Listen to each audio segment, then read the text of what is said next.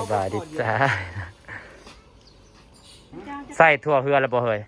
ทุกเสาเลย อ๋อใส่แต่ในเสามันบ่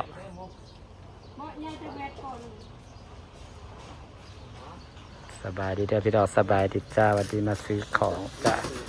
กลางขุนจริงอ๋อแล้วกะมันเดินมาแล้วไปกลับรถเนี่ยยาว100 เมตร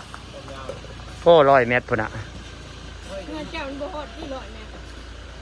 ก็มันหลายด้านหลายเสาไหนพอแล้วเอาม้วนเดียวได้แหละ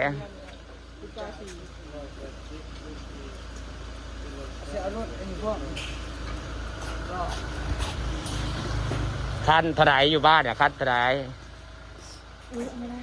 ให้เขาสูบลมให้ด้วยหน่อยใช่ไปเอาใจนะยังถึงสวรรค์นี่มีชวนโยมสอนให้ผู้ดูตามผู้ว่าไปแล้วเลยเขาใส่วะเนี่ยใส่รุ่นใส่รุ่นแป้งของมีแต่มาก็ไม่ใช่เพราะว่ามันใหม่ทุกค่าซื้อเขาเป็นใหม่ทุกค่าซื้อเขาไว้ที่แบบก่อเสาสีนี่ตัวเฮือนนะสีเอานะสีแบบน้ำตาลแบบ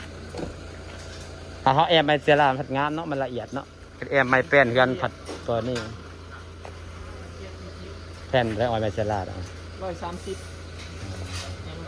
เปิดเทือนเปิดลายเติบอยู่แล้วนะประมาณ10,000 กว่าบาทเทือนนอนประมาณ3ชั่วโมงคำนวณแอมเซล่าเลยงามแล้วมันมีหนา18กับหนาแอมไม้เฮือนทำมันอยากเป็นเด้งๆดังๆแอมเซล่าแล้วงามแล้วกาวอันนี้นะเท่าไหร่เพื่อนสีซอยจักสีใช้ไล่กันอยู่จักคือกับเขาไปผสมปูนกาวครับไปใส่เวลาผสมตื่มกับปูนเขียวสารได้ไปใส่แต่มันเลยวันนี้พาอมรามาเหมาของนะจ๊ะ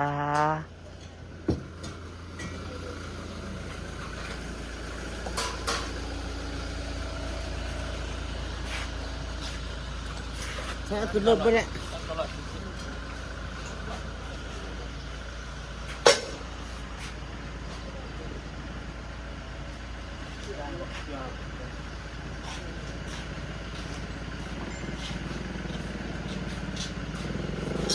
ยำนอดเป็นไงเห็ดปวกร้อยเป็นไงเห็ดปวกเนี่ยคอยเตรียมปอกแทงจ้าเห็ดปวก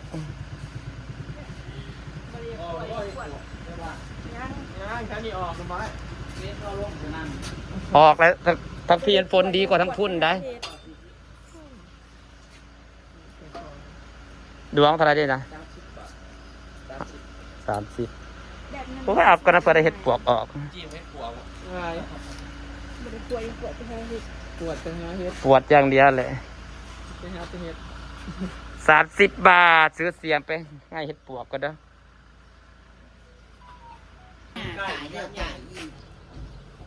งามอะดีแต่เกลือพี่ย่าแทบลายเสือผูกเลยง่วงมากินไม่ได้กินได้หมดอยู่ในห่มผัดงามเนาะต้นชมพู่เลยเนาะแม่นบ่ยังเป็นหมาสอนหมามันวันช้อปปิ้งนี่ได้พี่น้องมองที่น้ำมาเอาของออนไลน์แม่นอยู่บ้านเจสีรุ่งอรุณคนจูลาวเขาบริส่งถึงบ้านพี่น้องเขาส่งเป็นจุดบ่อนใดเป็นมีออฟฟิศบ่อนรับส่งเขาก็เอาบินมายื่นเอาก็ดีอย่างนั้นก็ใส่เดี๋ยวก็จะมีพี่แจนฝากของมาก็สมัยที่ไทยก็ค่ะนั่นก็ส่งมานี่แหละเขามาส่งถึงบ้านแล้วเขาขายค่าจ่ายค่าส่งเขานี่เขาปิดบ่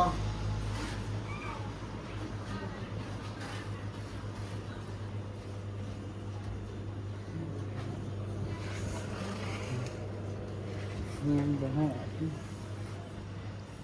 งบ่ฮอดบ่สั่งยังสั่งสิ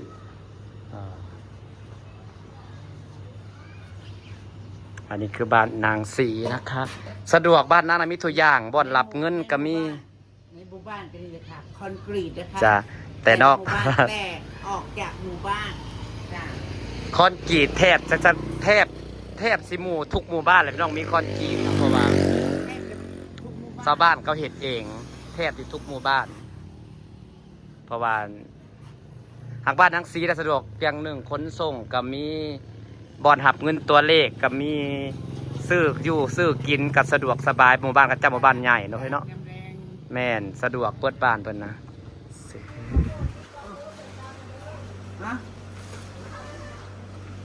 อันนี้จะแพงนะปะ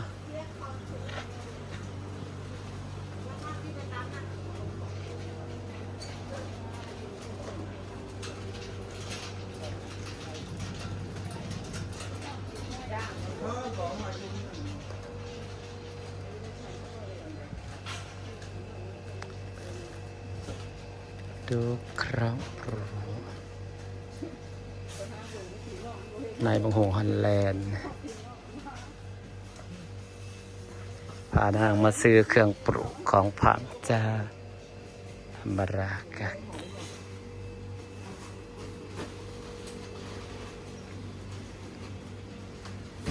ใส่ถุงใหญ่บะถุงใหญ่เลย เดี๋ยวดีนี่ปะ จากถุงจากสองเนาะ ปลูกไปเป็นนั่นเตีย ถุงไหนเลย เอาถุงใหญ่เลยเฮ้ยสิปลูกบนเดินนะบ่เฮ้ย โบ้เอาขอบมันเลย โอ้อาเพิ่นเท่านั้นแห แต่ ละ ถ้าอยู่เทียนเธอเขาก็ถมดิน พอสิปลูกอย่างเติมน้ำซื้อในข้าวโพดไปปลูกจ้าพี่น้องพัดยังเคยเบิ่งใส่น้ำผึ้งบ่ แม่นบอ ผัดใหญ่แข็งแรงหอมหวาน หวานจัง พันธุ์อะไรวะหวานสวีทเมล็ดพันธุ์ข้าวโพดหวานสวีทหวานสวีท เอ้ยก็คุยหมากใส่เนาะ อันนั้นแหละผุยหมากนะ คุยเล่น ผู้เล่นกระมิดขาว เพราะว่า ผุยยูเรีย แล้วก็เนี่ยหมากก็มี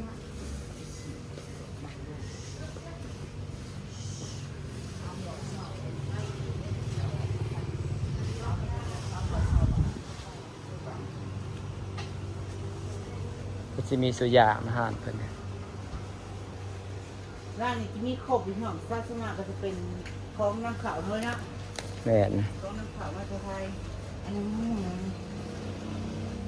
อยู่ได้ฮอลแลนด์ แม่นบอ แม่นบะโอแม่น จะใกล้จะเลยจะแค่ไปว่า โอแม่นตึง มันคงมันคง พันธุ์หยัง มันก็ แขกดำ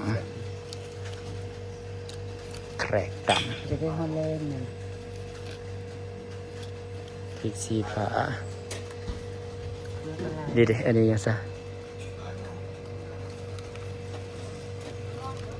ทั่วไปข้าวข้าวเนาะก็ได้เก็บเนาะ แม่นถั่วผักแนวที่เราต้องกินอยู่แล้ว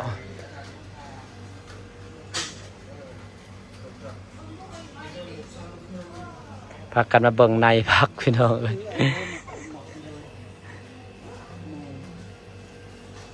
มันปลูกขึ้นอีก ปลูกไว้ให้จัก2 3กลุ่มเฮ้ย เนาะ แล้วได้เก็บกินตลอดเลยมักกรินทมใหม่มันงามอยู่แล้ว นี่ มาจากเครื่องเด้อเปล่า ที่นั่งแข็งยาวเนาะ แม่นะวันนี้เรามาเหมาเครื่องปลูกจะกลับไปแล้วเราก็จะปลูกนะครับพี่น้องจ๋า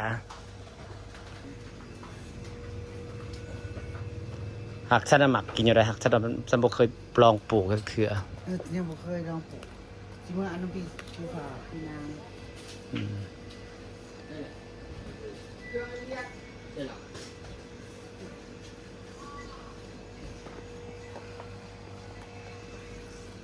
ไปพี่น้องจ๋าไปจ่ายของแล้วก็สิได้มือนะคะพี่น้องจ๋าสิฝากบรรยากาศให้ซ้ำนี้เด้อพี่น้อง เราลองได้เด้อ เดี๋ยวจะพากันไปปลูกของต่ออยู่บ้านค่ำจังสิมือสบายดีเลยฮะ ตอรี่ ตัวใดตัวใดสิฮอดมือเลยได้นี่มันคืออยู่แปลกหมู่เธอเฮ้ย685มันคืออยู่แยกหมู่แท้ต้องหมักเลขนะ จะเพิ่งก็เพิ่งตัวเลขนี่ก็หาเงินแล้ว เนาะ บุญบินตัดอะไรก็ได้ พอกันมาเสี่ยงโชคอีกทีก็ซื้อดอกสัน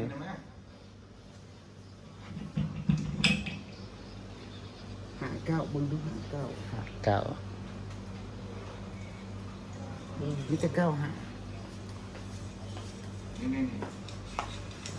โดนข้าพเจ้านะแม่6 ล้าน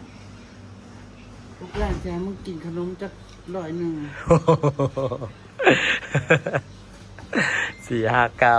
กินกันเนี่ยนะเจ้า